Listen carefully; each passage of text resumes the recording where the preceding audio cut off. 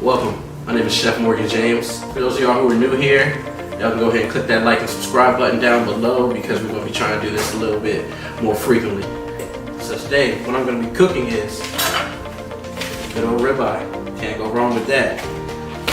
Got us a nice herbaceous blend here for our roasted poblano chimichurri. That's going to go with our charred broccolini and our whipped mashed potatoes. And like I'm just saying, it's a classic meat and potatoes dish. Like, if you want death row, what you want? I want me a steak. So that's what I'm about to make. Alright, so let's get into this chimichurri real quick. So I'm going to take me some parsley, you know, that's what we really needed. Put that to the side right there. And then we're going to do the same thing, kind of like just bunch it up. Like, a lot of people are particular about certain things. Me, I'm not going to sit here and be a stickler about how you get to the end result. Like, boom.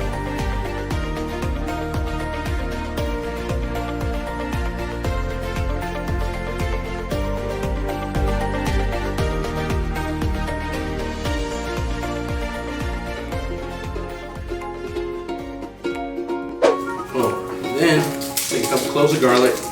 And by a couple cloves, I really mean a couple. Boom. We getting cracking, you dig? So boom. Me, taking off the root. It's an optional step. Some people don't care for it, but it's just one of those things that I like doing. So boom.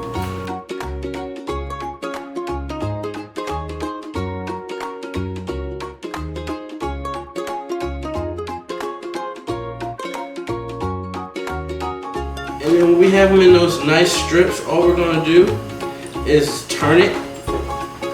Get your claw so you don't cut yourself. Leave this right here. This is your guide for your knife.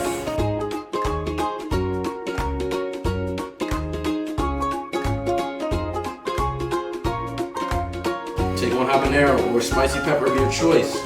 Just wanna just get this nice and small and get this chopped up however I can. So I'm gonna just rock through this.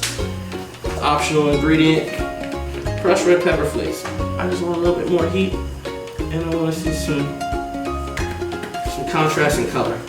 So boom, I got all that in there. I'm gonna add my oil. A little bit of salt.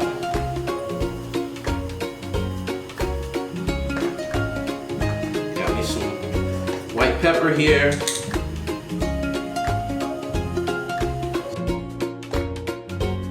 Oil and different things you want at this point. If you want it more chunky, if you want it your bits, everything mixed in here, and then you just want to get this nice little taste. Just young broccoli. Water is nice and hot. All I'm gonna do, always salt your water. That is a cardinal sin if you do not do it. But like I said, for the sake of this show, I'm gonna show you how I would normally do it in a work environment if I was kind of like behind the gun. Take this out. You can see that steam on there. As you can see, my greens are still green. Decided it's just broccoli. Let's use this broccoli water. It's fine. Throw in this potato. Boom. Throwing me a nice knob of butter. To an extent, but you'll see.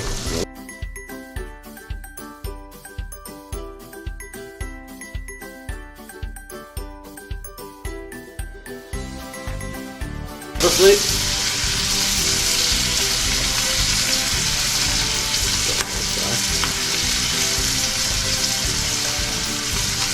Crushed pepper. A little bit of white pepper.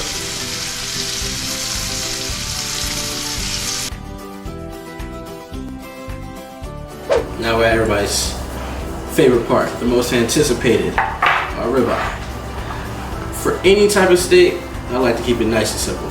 Salt and pepper is really all you're ever gonna need. Literally, you wanna season this pretty liberally though, because this is a thicker piece of meat.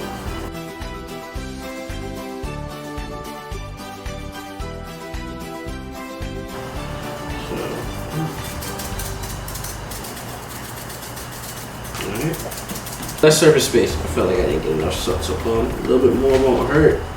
Boom. this over. Same thing on this side. Get it nice. Get a salt. Turn on the side. Get that side. Get that side. And then you're gonna mop. And you just want to swipe all that around there. You know, get all that in there. And boom. Let that rock out, because you don't ever want to cook cold steak. Don't ever cook cold meat, okay? Always make sure you temper your meat. At least 25-30 minutes. Pull it out, sit it on the side. Come home, put your feet up, do what you gotta do. Take the steak out, take your meat out, leave it on the counter. Come back to it later. Boom. Now we're gonna take our ribeye here. We got a nice mixture of oil and a little bit of butter here that I let come up. I'm gonna always throw this steak in away from me. Just try to give it a light press.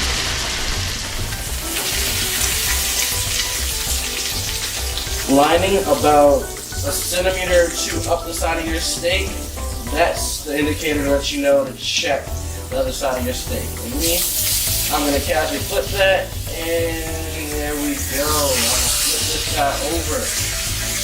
Get a nice crust on there. And make sure you get that nice, even brownness on there. Like I said, it's a thicker cut. You're gonna see some of this fat down here as well. We're gonna at some point render that down a little bit.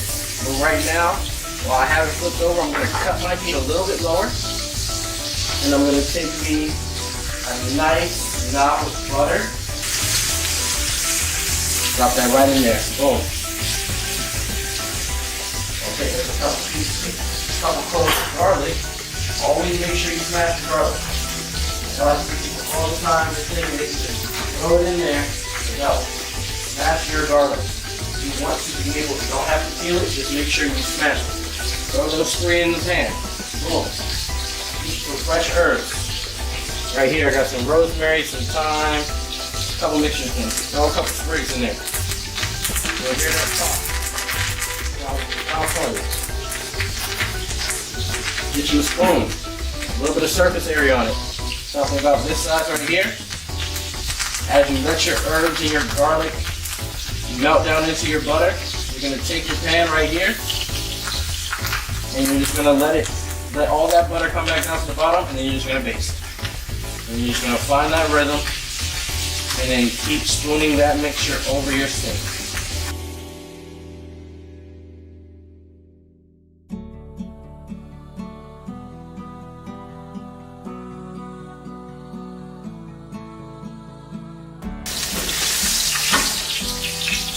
Again, take this steak. That's good.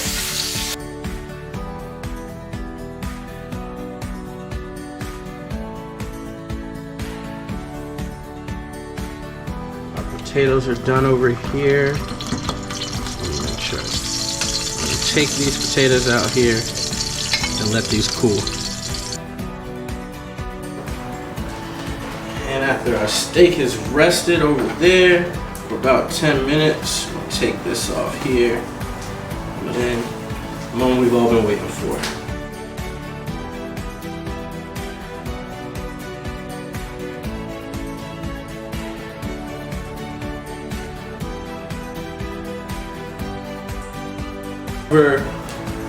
Influence how we cook, but it's about you as a person to determine how you'll take that and make it your own.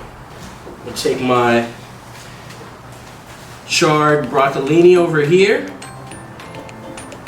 I'm gonna show that sear side up. Always, if you put the time in to get that color on something, make sure it's seen across, so you're kind of just seeing where that's going like that. And then with these pieces here, I'm gonna just lay this directly over it. Where I'm gonna go like this. And you're just gonna make sure that you can see that beautiful cook on that steak, because why put all that trouble into it if no one's gonna see how beautiful you cooked it? So, like I said, this is my death row meal. So I'm gonna take this chimichurri I have, and I'm gonna put that right over the top. And just come straight over that. there we have our pan-seared ribeye, our charred broccolini, and our mashed potatoes.